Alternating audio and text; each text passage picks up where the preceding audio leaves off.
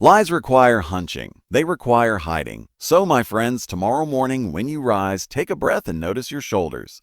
Lift them. Feel the weight of the world settle there. Don't curse it. Carry it, because within that weight is the meaning you've been seeking.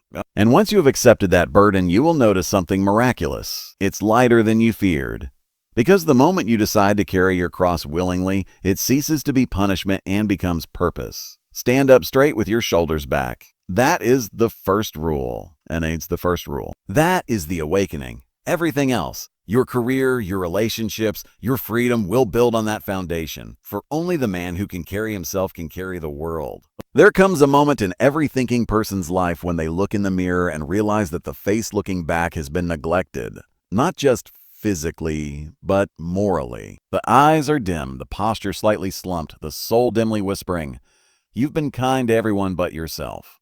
It's a sobering revelation, and it cuts deep because beneath our apparent self-love lies a kind of secret hatred, a quiet resentment toward the one person we cannot escape, ourselves. You are not kind to yourself, not truly, because you have not yet recognized that you are something worth caring for. This is the second rule. It follows naturally from the first, as all higher principles follow from the willingness to stand. You stand first to face the world. But then you must learn to care for the one who stands. That is the next awakening. If you had a friend or a child or even a stranger in your care, someone wounded, confused, stumbling, you would help them. You would help them. You would feed them when they were hungry, encourage them when they were weak, guide them when they were lost. You would not let them slide into despair if you could prevent it. And yet, when it comes to yourself, you tolerate sins you would never tolerate in another. Oliver. You speak to yourself with a cruelty you would never unleash upon a friend. Why? Because you know your own flaws intimately. You know your failures, your cowardice, your hypocrisy. You've seen yourself lie, procrastinate, indulge, and betray. You know what you've done and what you've failed to do. And so you judge yourself unworthy of care.